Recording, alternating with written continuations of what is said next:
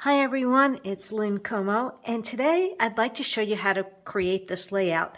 It is featuring the color-coded cardstock from the Cardstock Carnival that's on sale through March 31st, but you can see all the really shiny part of it. But I'm also using the Mix-Ins paper, which has this gray flannel look, and this stamp set with thin cuts, which is the Where the Road Ends. But if you're looking for things that are masculine, this is our current March-April book, and it actually has quite a few things in here. So we have Fishing for Our Dad, All About Dad. We also have Outdoors, and here's Where the Road Ends stamp set, and with thin cuts. And then also, if you're a gamer and you're into the videos, this is also Level Up, and this could also have been done on this layout. So let me show you how. Here is the pattern. This is Make It From Your Heart, Volume 5, and this is the pattern that I'll be using. I have to say a shout out to Kat Nowak because I saw her design and I really like the fact that she used this, and I just changed it up to reflect the stamps and colors I want to use. So I've already taken the cardstock that I want and cut them into these pieces. So this is showing you how the layout can look on a basic white piece of paper, or if you want to use a pattern design. These are the papers that I have chosen. I have some black, and I dug through my stash because I didn't have any more of that gray flannel, but this is really close and I will use this. You'll see I also used some circles that are stitched, or I should say circle shaker, to give me these looks right here. Like I said, I already cut all my pieces of paper, so you could see this glossy shine. That's what's so awesome about this cardstock. It has a gloss shine on one side, but it's a matte on the other. So I'm using Clover Meadow and Nectarine, as well as Green Apple. And then I just used some black cardstock, and I found this zip strip, which I want to use. And these are some of the pieces cut from here that I made it smaller, so I'll be using one of those strips too. The first thing I want to do is do my shimmer splotches right on the gray paper. So you could see I use Sundance and Evergreen or Clover, and I'm using charcoal instead of black, but any of those colors would work. Espresso, anything that you like that works for your color palette of whatever you're doing. So what I like to do is, here's the green. I'm going to use Clover and shake it up. And what's great about these is they have a little bit of shimmer to it. And if it's not really wet, it is right now. You'll see when I want to do one. But if you just splatter it just like this in a box, as much as you want, just around those edges. Love that. Now let's add charcoal. Let's see how wet charcoal is. So charcoal, I'd like to get a little bit more going. So what I'm going to do is just squeeze it into the box. You get that nice wetness going, and then lightly tap in the beginning. You can see now those bigger blotches, right? Love that. And then I'm going to use my Sundance. So I'm definitely going to squeeze that one out because I want some nice blotches there.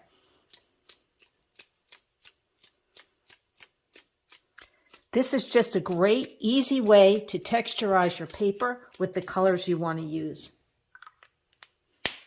And we'll just let that dry. So while we're letting that dry, I want to do my stamping for the pieces. When you have a brand new stamp set, you want to make sure you season it. Just want to show you this quick step. You put it on the block and just rub it against your skin. And then you want to practice. Check it out. Ink it up. Left, right, tap, tap. And always check it out on scrap paper. That looks great. You'll always want to clean your stamps as well and put them back on the carrier sheet. So I have my Clover ink, left, right, tap, tap, and this is going on the top part of the circle, straight up and down. And this one gets Where the Fun Begins, or The Fun Begins, also in clover. I'm doing it on the black.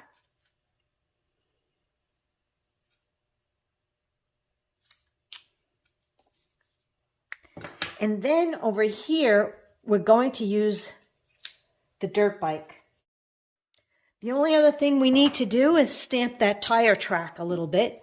So I'm just going to do a little bit right here on this circle.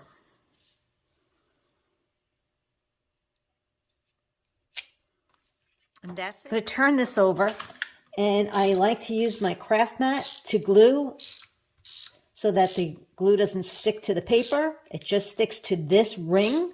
It's not going to stick to this. And this is going to go right on top.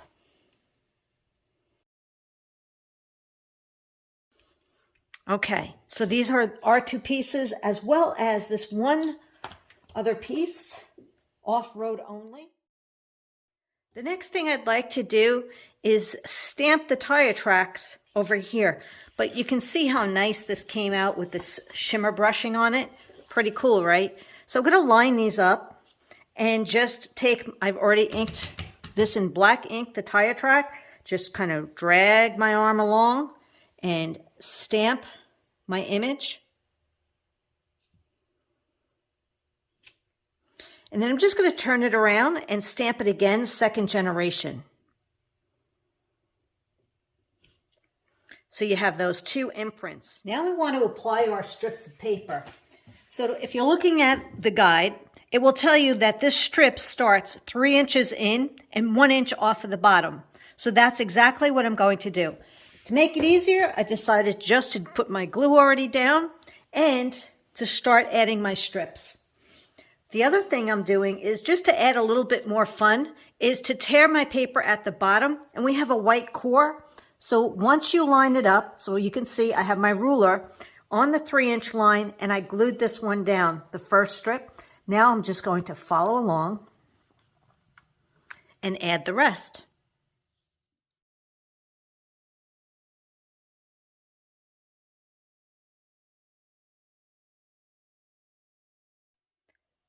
The next step is for us to emboss this paper. And isn't it gorgeous the way it comes out? I love the shine and the embossing on it. It looks great. So I'm taking an envelope, any embossing envelope that you like, and with close to my heart, when you have the logo here, that's the top side. I'm putting it inside and I'm going to sandwich it between my plates, make sure my dial is on 3D emboss, and crank that through. Now I need to make sure I get this other side. So what I did is I made sure I lined it up on the corner here. Our envelopes have a slit in them. And I'm going to slide this up and definitely line it up. It looks good. And I'm going to emboss the rest.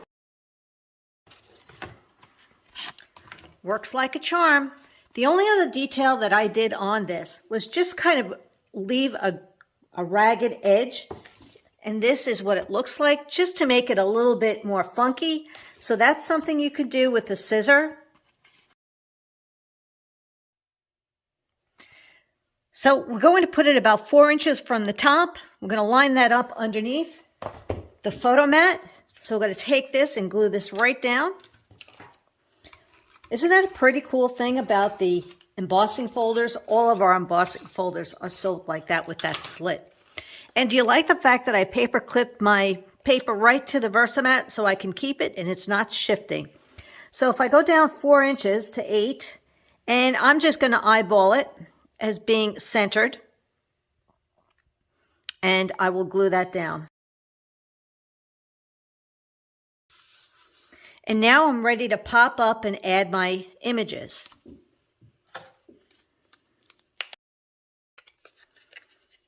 Make sure that you don't put any pop-ups or glue where it's going to cover the photo, so you can slide your photo underneath.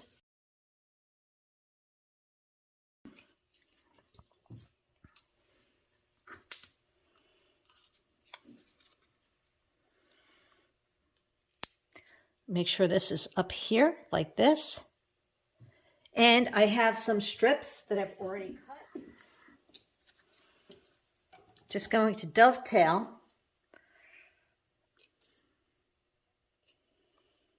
Or maybe we should just tear these so they have that little bit of a rugged look.